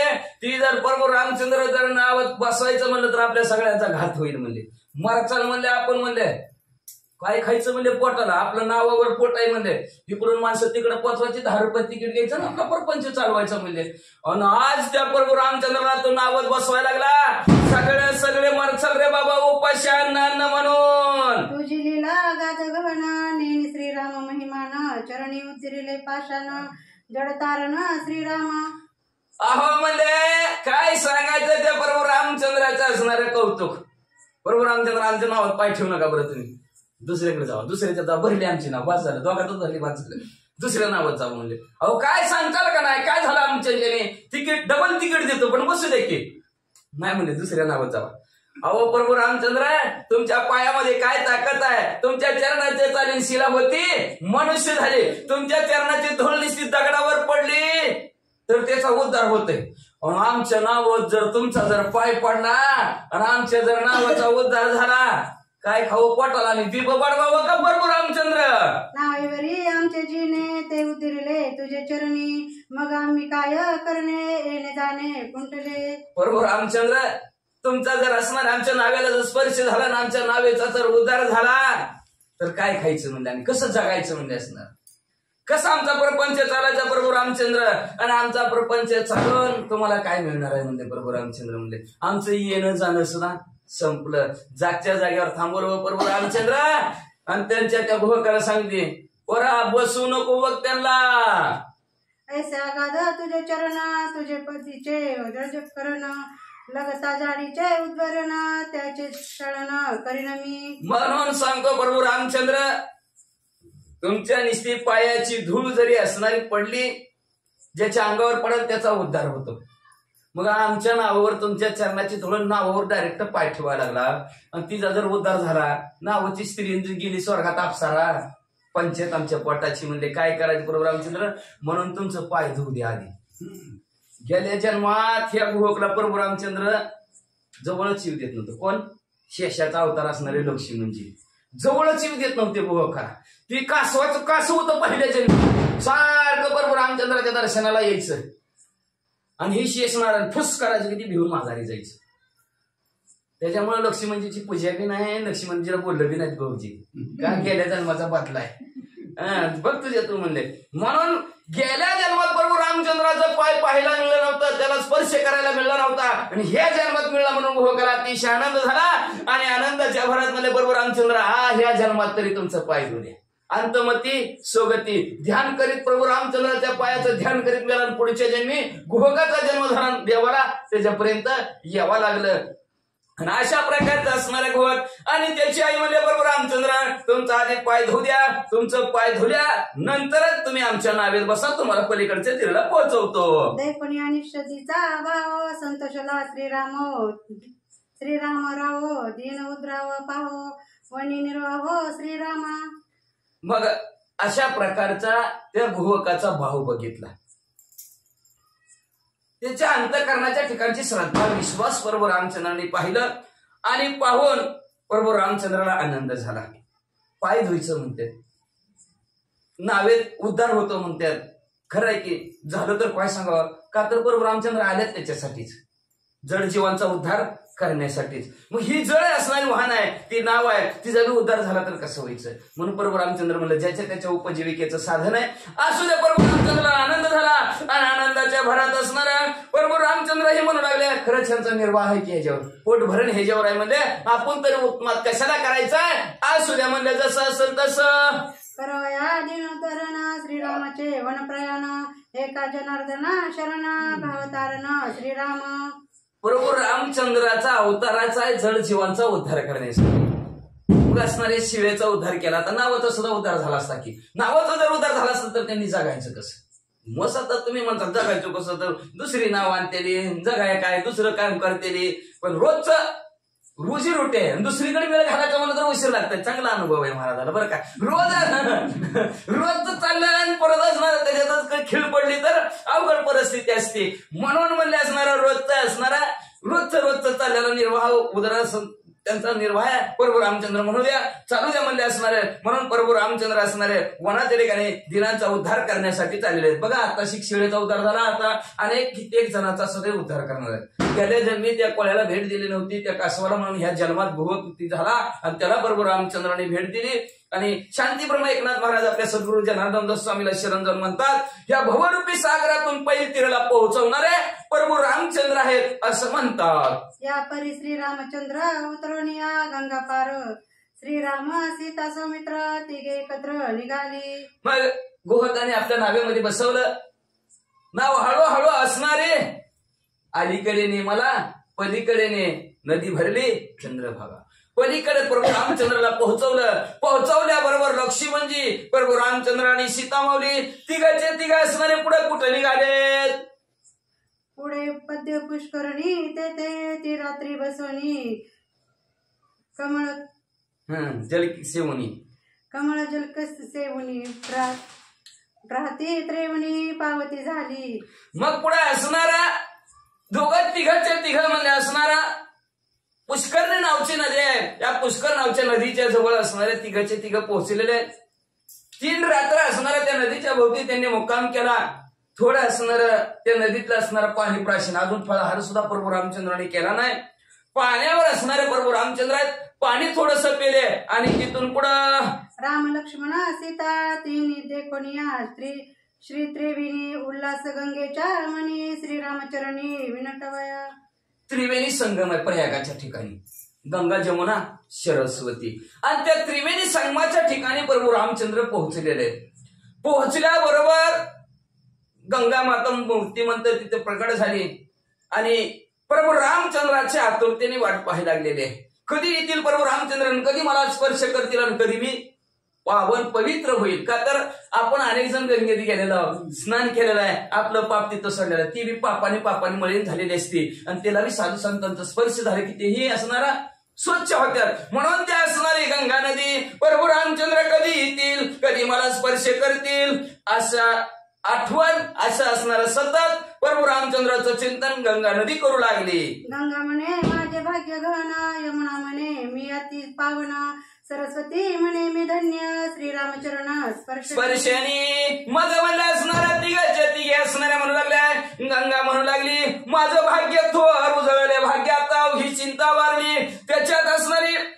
सरस्वती पण म्हणू लागली मी पण धन्य आहे, मला पण प्रभू रामचंद्राच्या चरणाचा स्पर्श होणार. त्याच्यानंतर गंगा आणि यमुना ही यमुना बी म्हणू लागली मी बी अतिशय पावन आहे, पवित्र आहे, मंतर माझ्याकडे देव येऊ लागलेले आहेत. म्हणून तिघीच्या तिघींना आनंद झाला आणि मला प्रभू रामचंद्राचा स्पर्श होणार. आज प्रभू रामचंद्र आमच्या इथं असणारे स्नान करणार. म्हणून तिघींनाही अतिशय आनंद झालेला आहे. आनंदाच्या भरात काय करू लागल्या, लगता श्रीरामाच्या चरणी आम्ही पावन तिघी जणी, म्हणून आनंदली त्रिवेणी तिघी जणी सणात. आज प्रभू रामचंद्राच्या पायाचा स्पर्श आपल्याला होणार आणि देवाच्या पायाचा नुसतं नाव घेतलं तर पाप जातं, इथं तर त्यांच्या पायाचा स्पर्श होणार आहे. आपण सगळे आता तिघीच्या तिघी पावन होणार, पवित्र होणार, स्वच्छ होणार, सुंदर होणार. म्हणून तिघीच्या तिघी अतिशय आनंदल्या आणि आनंदून उल्हासून पुढे असणाऱ्या तिघीच्या तिघी आज आपण अनाथ होतो. आपल्याला कुणीच नव्हतं, वालीच कुणी नव्हतं. आज आपल्याला असणार वाली प्रभू रामचंद्र होणार. म्हणून अतिशय आनंदाने पुढे काय करू लागल्या, प्रयाग करून या पावन सीता समेवेत लक्ष्मण, श्रीराम करी संध्या स्नान जपविधान यथोक्त. मग प्रयागाचं असणारं स्नान केलं ह्या त्रिवेणी संगमाच्या ठिकाणी प्रभू रामचंद्राने. तिथून पुढे असणारे प्रभू रामचंद्र लक्ष्मणजी आणि सीता माऊली स्नान संध्या असणारा कार्यक्रम त्या नदीच्या तटावर उरकला आणि पुढे असणाऱ्या हे तिघ जण कुठं निघाले, श्रीराम लक्ष्मण सीते सहित भरद्वाज क्षमा येत ऋषीने देखुनिया, श्री रघुनाथ आला धावत समोरा. तिथून पुढे प्रभू रामचंद्र सीता माऊली लक्ष्मणजी चालत चालत भारद्वाज ऋषीच्या आश्रमाच्या ठिकाणी पोहोचलेले. पोहोचल्याबरोबर भारत ऋषीला कळलं की आपल्या आश्रमाच्या ठिकाणी प्रभू रामचंद्र येऊ लागलेले आहेत.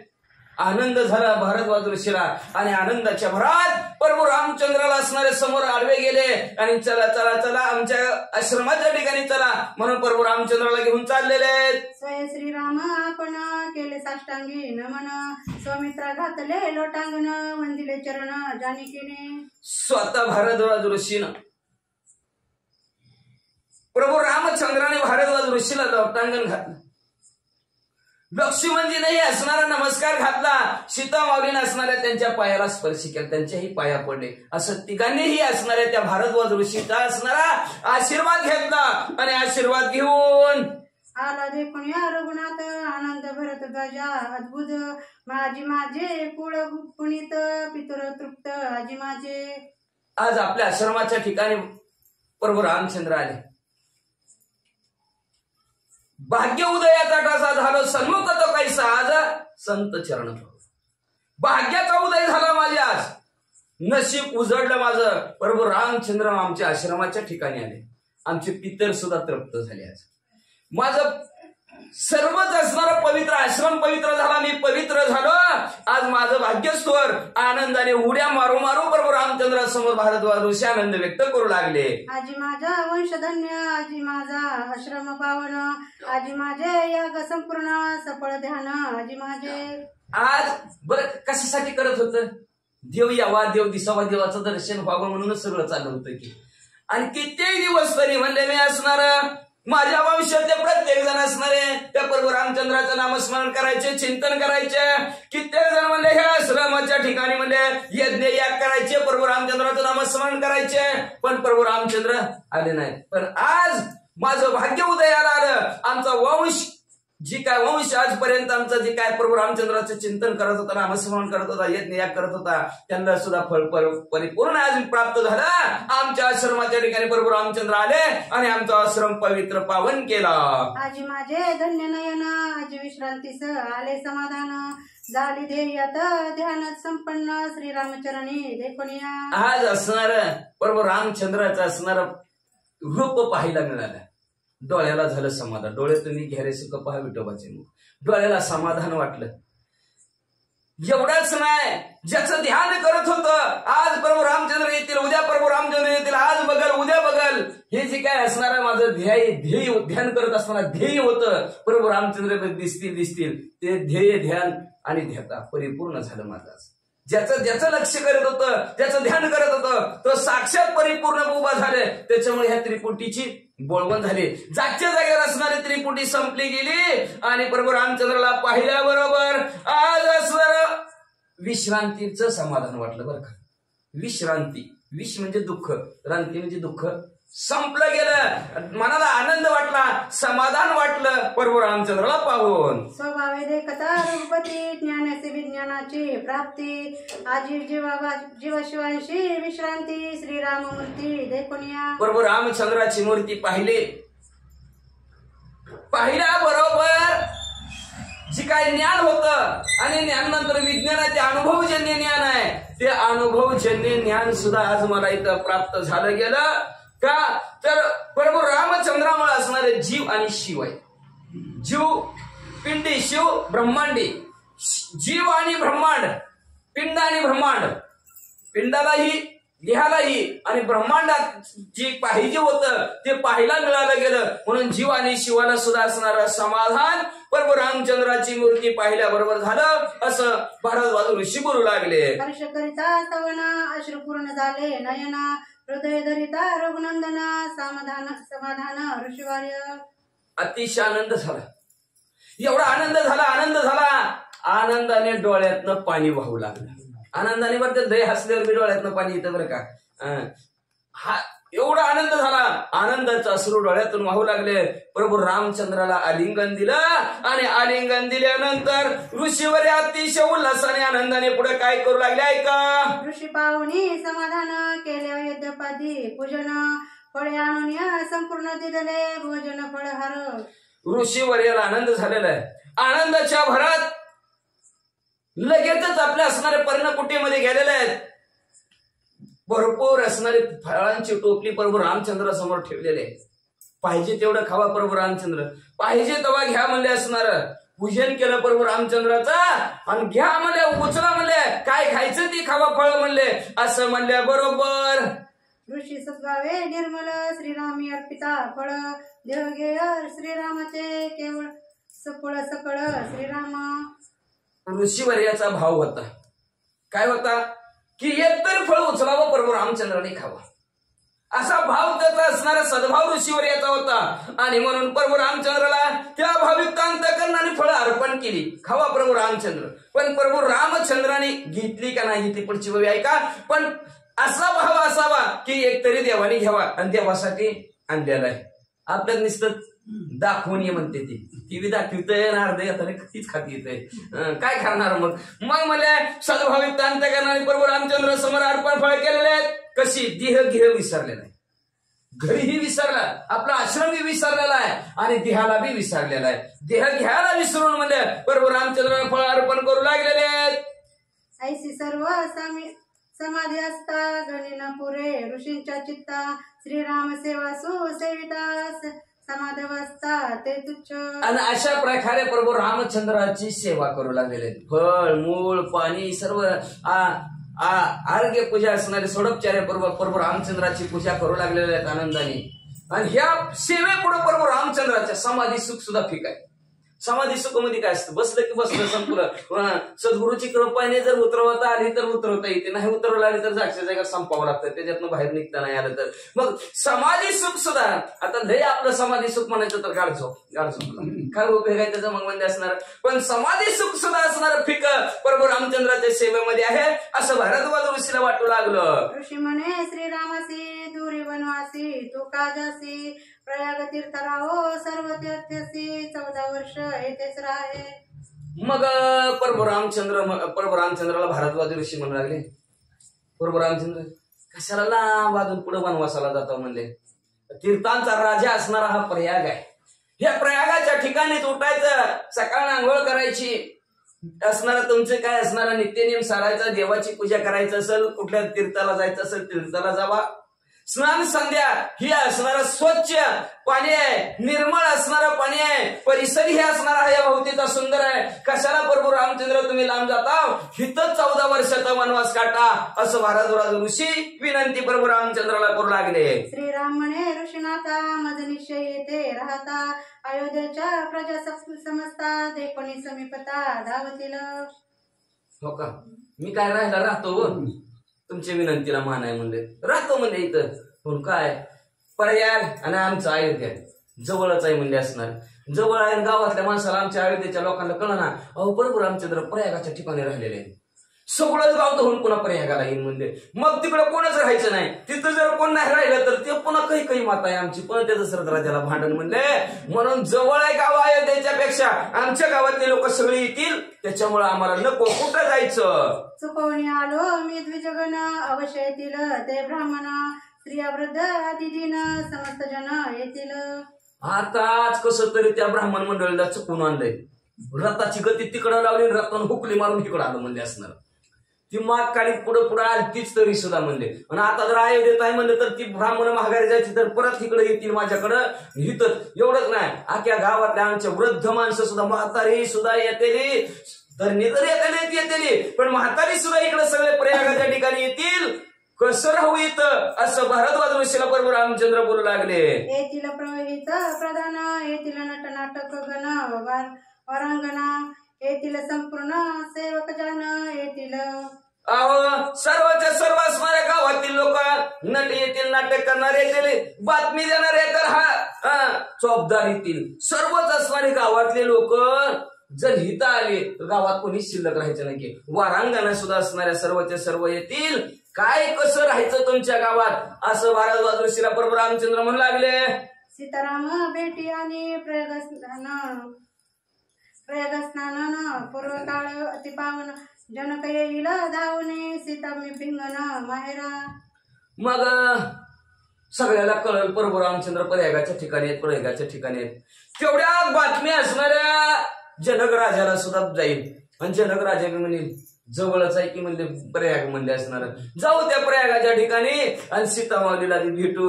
मुलीचं कसं काय चाललंय, सासरची माणसं व्यवस्थित सांभाळते ती का नाही, ते माहेराला घेऊन गेलं म्हणजे पुन्हा काय करावं म्हणले असणार.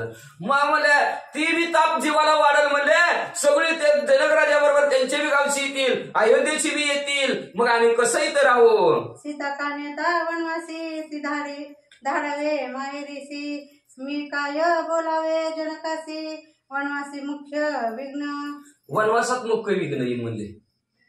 तिच्या बापाला काय पटायचं नाही असलं म्हणले. तुमचं चांगलं घर बघून मुलगी दिली आणि तुम्ही हिला वनवासच लावला.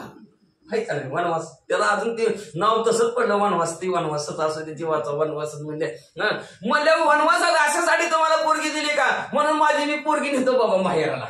आले जनक राजे आणि सीता माऊलीला जर वनवासात तिकडं त्यांच्या माहेराला जर घेऊन गेले ते मिथिला नगरीला तर कसा आमचा वनवास व्हायचा. भलं मोठं वनवासात विघ्न येईल का. सीता माऊलीमुळे पुढचं घडणार नाही रामायण. सीता माऊली गायब झाल्या तर रामायण कुठनं घडायचंय म्हणले. म्हणून हाय ती वनवास लई बरं म्हणायचं, मागच्या जन्मीचं कर्म आपल्या. म्हणून म्हणले अशा प्रकारचं असणार सीता माऊलीचं ही पुढं उदाहरण देऊन भारद्वाज ऋषीची समजूत प्रभू रामचंद्र करू लागले. येथे येईल दशरथ तेव्हा भाक होईल व्यर्थ या लागे दुनिया गुप्त जावे दूर वनवासा. मग दशरथ राजाला बी कळल, दशरथ राजे बी येतील, त्यांच्याबरोबर अख्खं गाव येईल, गावात कोणाच नाही. मग त्या वरदानाची कसं जी काय शब्द दिलेला आहे त्या शब्दाला सुद्धा दशरथ राजांच्या डाग लागला जाईल. ओ भारद्वाज ऋषी, म्हणून इथं राहणे जवळचे जवळ योग्य नाही. आम्ही लांब जाता होता. कुठं जात्यात ऐका. ऋषी म्हणे सत्य वचनार्थ येतो चित्र कुट पूर्वत पुष्पिक फळी प्रफुल्लित त्या वनात तुम्ही राहावे. मग भारद्वाज ऋषीला मग म्हणले दूर कुठं राहता म्हणले. बरोबर बघा मार्ग विचारायचा तर साधू संताला विचार. आड राणी भरले जग नाही ती वाट दाखवायला लागली. ती माणसं अवघड आता तर कलियुगात आहे, कलीचा वारा आपल्याला काही घेणं देणं नाही, जाऊ द्या. पण वाट चांगल्या माणसाला विचारा. प्रभू रामचंद्र म्हणले दूर जायचं आता म्हणले दूर राहता. मग जाता जाता असणारे भारद्वाज ऋषी म्हणू लागले हो का तिथून पुढे सरळ जावा म्हणजे असणारा चित्रकूट नावचा पर्वत आहे म्हणले. त्या पर्वतावर भरपूर झाडं आहे ती, भरपूर फळं आहे ती, भरपूर असणारी वन आहे ती, वन आहे ती म्हणले असणार. तुम्हाला असणार मनाला रमवून टाकल अशा प्रकारचा परिसर आहे म्हणजे ते चित्रकूट पर्वतावर तुम्ही जावा असं असणार पुढचं ठिकाण मुक्कामाचं प्रभू रामचंद्राला भारद्वाज ऋषीनं सांगितलं. तो पर्वत पुण्यशीळ जननिवासा परिस निर्मळ वृक्ष तेथे सदा फळ सुख पावल सर्वही. ते असणारा जो काय पर्वत आहे पवित्र आहे, पावन आहे चित्रगुप्त असणारा पर्वत म्हणजे त्या पर्वताचं नाव आहे. आणि सर्व असणाऱ्या झाडाला अखंड फळ आहे. अखंड फळ आहे त्या झाडाला. आपल्यात एका झाडाला अखंड फळ असतं. उंबराला बघा, उंबराचं झाड आहे म्हणून त्याचं असणारं व्यासपीठ करतात बसण्यासाठी राजांना. का तर चांगली फळं त्याला प्राप्त व्हावं, राज्यकारभार चालत असताना फळ सारखं मिळावं म्हणून त्या औदुंबराच्या झाडाचं पीठ तयार करतात. असे अनेक असणारी झाडं म्हणजे फळांनी फुलांनी भरगच्च भरलेले आहेत. तुम्हाला सुख वाटल, आनंद वाटल अशा प्रकारचं ठिकाण ते चित्रगुप्त असणारा पर्वत, चित्रकूट नावचा पर्वत आहे असं भारद्वाज ऋषी प्रभू रामचंद्राला सांगू लागले. प्रभू रामचंद्राय मार्गी सिद्धवट विख्यात त्याची बंधावे भावयुक्ताय त्याचे चपडीच पुरुषार्थ निर्विघ्नार्थ बंधावाय. असं तिथून तुम्ही चाललेला चित्रकूट नावच्या पर्वतावर जाता जाताच मध्ये सिद्धवट नावचं झाडाचं नाव आहे. त्या वट वृक्षाचं सिद्धवट नाव ठेवलं असतं. झाडाचे नाव ठेवतील माणसं, तसं वडाचं झाड आहे आणि त्या वडाला सिद्धवट म्हणतात.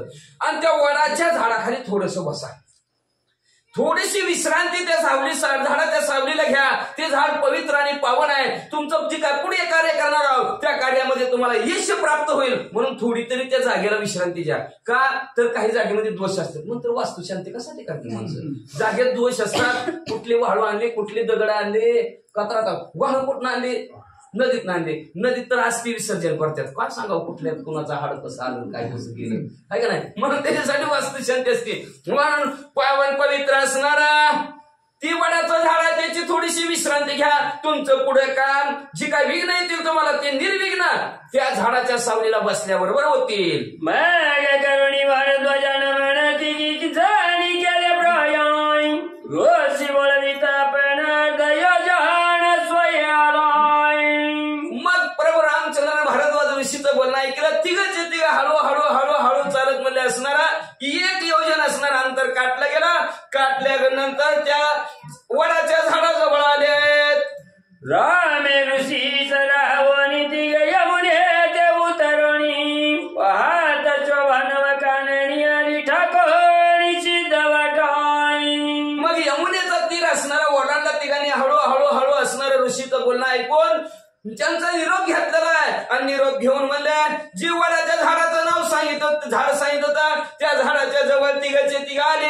आणि त्याच्या काठी चरळी तिघे आली त्या तळी. राम सौमित्रे वंदिला निढळीची तवट तळी स्वय बोले. तिघच्या तिघ त्या असणाऱ्या झाडाजवळ आले. भला मोठी झाडं होती. चित्रकूट पर्वताच्या ठिकाणी हे अजून वडाचं झाड तसंच आहे. आपल्या वडाच्या झाडाच्या पारुंब्या कुठे येतात? खाली येतात. पण ह्याच्या वडाच्या झाडाच्या पारुंब्या उलट्या वर जाते. असं वडाचं झाड आहे. का तर भारताचं तिथं असणाऱ्या ह्या चित्रकूट पर्वतावर उद्या ह्या वडाच्या झाडाखाली भरत येणार आहेत. तिथंच असणाऱ्या प्रभू रामचंद्राच्या पादुकेचं 14 वर्षाचा वनवास त्या वडाच्या झाडाखालीच आहे. म्हणून आज पण त्या वडाच्या झाडाचं प्रतीक आहे. मी ऐकलेलं सांगतो की अनेक झाडाच्या असणाऱ्या वडाच्या झाडाच्या पारुंब्या खाली येतात पण ह्याच्या उलट्यावर जातात म्हणून. का तर ते भक्तीचा असणारा बोध करताय.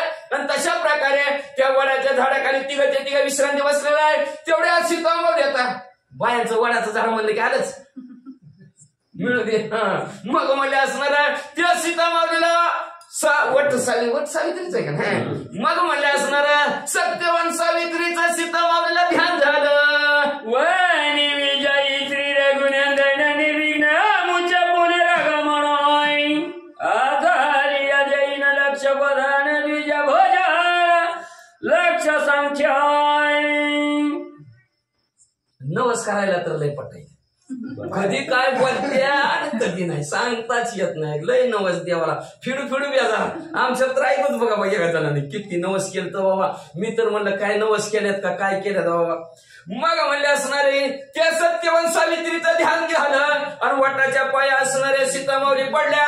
आणि त्या वटावाला म्हणले माझ्या मालकाला म्हणलं हेतून पुढं कुठलंही विघ्न येऊ देऊ नको. सुखरूप आमचा पर्वत 14 वर्षाचा होऊ दे. तुझ्या झाडाखाली बघते बसून म्हणजे हजारो गायी ब्राह्मणाला दान करते, हजारो ब्राह्मणाला जीव घालते. पण आमचा पर्वत चांगला होऊ दे बाबा. वटी वसे वट सावित्री तिची पूजिन अलंकार वत्री ऐचे बळ निश्चिता सुंदरी नमस्कारी त्या वडाला नमस्कार केला. सीतामाऊलीनं म्हणले वडाच्या झाडा काढी मध्ये असणारा सावित्री देवीचं वास्तव्य आहे, म्हणून त्या असणाऱ्या सावित्री देवीची घन नारळाने नव अलंकाराने तिची वटी भरीन म्हणले. पण आमचा प्रवास निर्विघ्न होऊ दे. याची रेवत पावली चित्रकूट पर्वताई शोभाले कोणी अत्यद्भुत श्री रघुनाथ सुखावलाय. तिथून असणारा तिथं आपला नवस बोलली. थोड्या वेळ थांबली. भारद्वाज ऋषीचं बघा, ऋषीचं ऐकायचं. बोलिले जे ऋषी साचं भावे वर्तावे. चांगलं बोलणारे ऋषीवरी असतात. तिथून पुढे असणाऱ्या तिघचे तिघ निघालेले आहेत. चित्रकूट पर्वतावर पोहोचलेले आहेत. पोहोचल्याबरोबर पर्वत मनाला रमून टाकणारी झाडं असणारी, फुलं असणारी, पाणी बरोबर रामचंद्राने बघितलं आणि तिथं तिघचे तिघ थांबलेत. पर्वत देखोनी शोभायमान मग श्रम झाली बोलावण ती तिघे झाली सुख संपन्न येते आपण राहाव्याई. जेव्हा पर्वत असा बघितला, इष्टीचा प्रवास होता वय, चालत होता प्रवास, चालत आलेला प्रवास. आणि त्या चालत आलेल्या प्रवासामध्ये दिवसभर चलून चलून दमलेली होती, थकवा आलेला होता.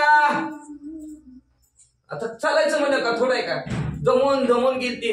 जेव्हा त्या चित्रकूट प्रभू रामचंद्राने पाहिला गेला आणि पाहिल्याबरोबर भाग गेला, शीन गेला, अवघा झाला आनंद, अतिशय आनंद प्रभू रामचंद्राला पर्वत पाहिल्याबरोबर झाला. तिथलं असणारं निसर्गरम्य वातावरण प्रभू रामचंद्र सीतामाऊलीला लक्ष्मणजीला म्हणतात, काय झाली काय बरं वाचा. राम म्हणे तो मित्राची वगैराचा आणि गज भग्न वृक्षाची पर्णशाळेची निर्माव्या. उपदेश काय प्रभू रामचंद्राचं सांगणं काय बघा लक्षात ठेवा. प्रभू रामचंद्राने सांगितलं लक्ष्मणजी मनाला रमून टाकणारा असणारा परिसर आहे. आपल्याला इथं असणारे 1-2 दिवस वास्तव्य करावं असं मला वाटतं, इथं राहावं असं वाटतं. मग त्याच्यासाठी सुंदर अशी पर्णकुटी बांधा. आता ऊन आहे, वारा आहे, पाऊस आहे, हिवाळा असणारा, थंडी आहे, ह्याच्यापासून संरक्षण व्हावं आपलं. रात्र वनाच्या ठिकाणी पर्वताच्या ठिकाणी व्यवस्थित जावं, पर्णकुटी बांधायची. आपण काय म्हणत असतं, अंगांच्या झाड तोडून, बांबू तोडून आण, ही तोडून आण आणि कर चांगले झोपडं नाही. पण प्रभू रामचंद्राने काय सांगितलं, ह्या वनाच्या ठिकाणी हत्ती आहेत, त्या हत्तीनं असणारा आपल्या उन्मादामध्ये असणारे अनेक झाडं मोडली असतील. त्या मोडलेल्या झाडाची लाकडं आण, स्वतः तोडू नकोस.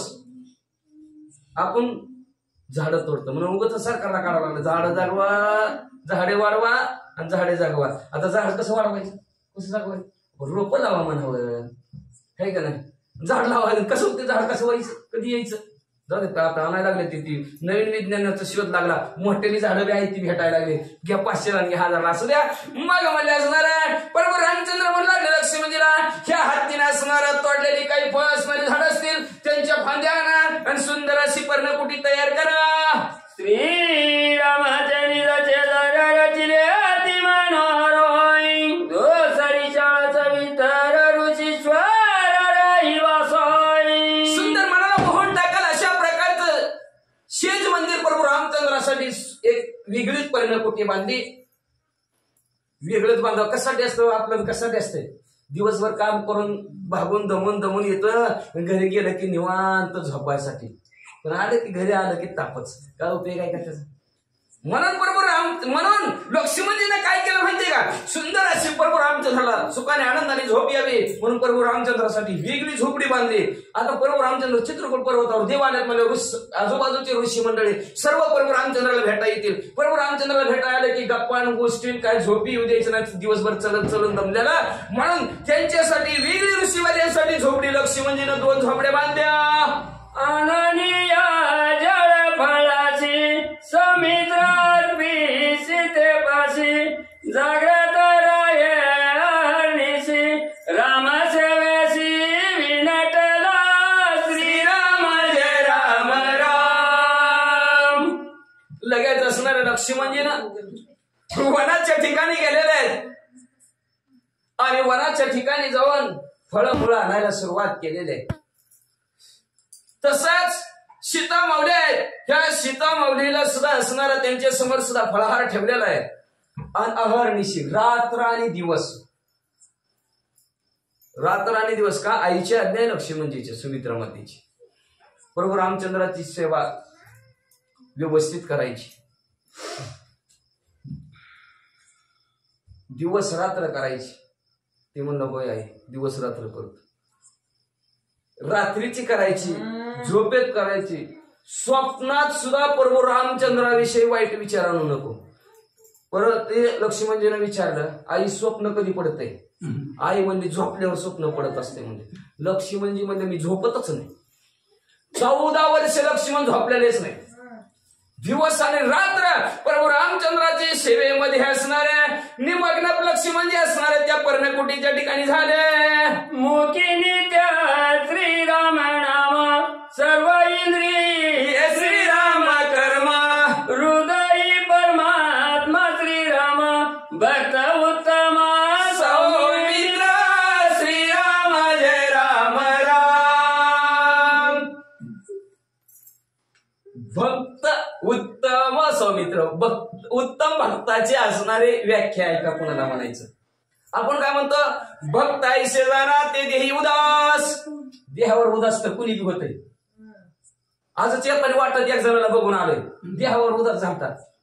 कुठं पडला असं काय करायचं सांगायची गरज नाही. मग का भक्त म्हणायचं का? म्हणत का भक्त मानता येत नाही. अति उत्पाद होतो तिथं. म्हणून भक्त कुणाला म्हणायचं? लक्ष्मणजीच्या रूपात असणारे शांती ब्रह्म एकनाथ महाराजांनी व्याख्या सांगितली. जो नित्य शब्दाला फार महत्व आहे. नित्य जो प्रभू रामचंद्राचं नामस्मरण करतो. आता देवाचं नामस्मरण कुणी कुणाच्या कुलदैवत आपण इथं रामाचं नाव आहे. प्रभू रामचंद्राचं असणारं नित्य नाव घेतात, त्यांना भक्त म्हणा. नित्य नाम प्रभू रामचंद्राचं आहे. त्याच्यानंतर म्हणजे असणार हृदयात सुद्धा असणार प्रभू रामचंद्राची मूर्तीच आहे.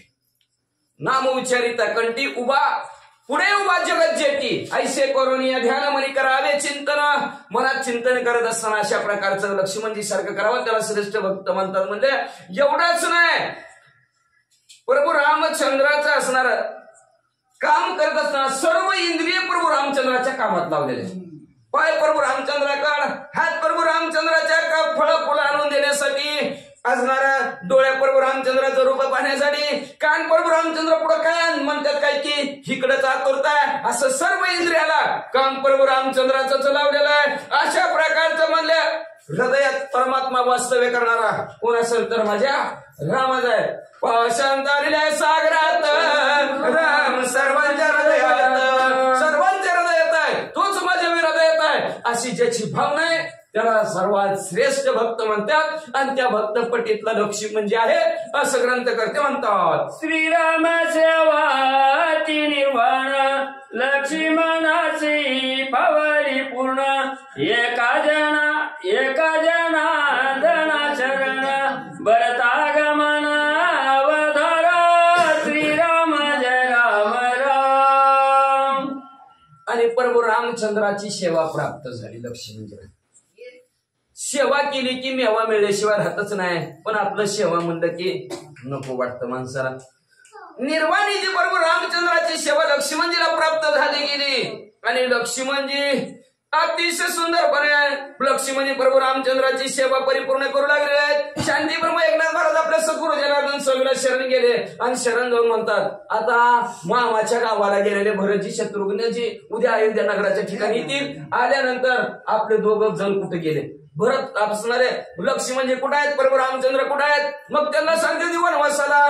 लगेच भरतजी प्रभू रामचंद्राच्या भेटीसाठी चित्रकूट पर्वतावर येतील. दोन भावांची असणारी भेट आणि काय असणार त्यांचं मनाला रम्य असा रमून टाकणारा दोन भावांचा संवाद उद्याच्या अध्याच्या ठिकाणी होणार आहे. तर श्रोते मंडळी ऐका, अशी विनंती ग्रंथकर्ते करतात. ते त्यांच्या सद्गुरूला शरण गेले. शरण जाऊन या अध्यायाचं कथानक संपविलं.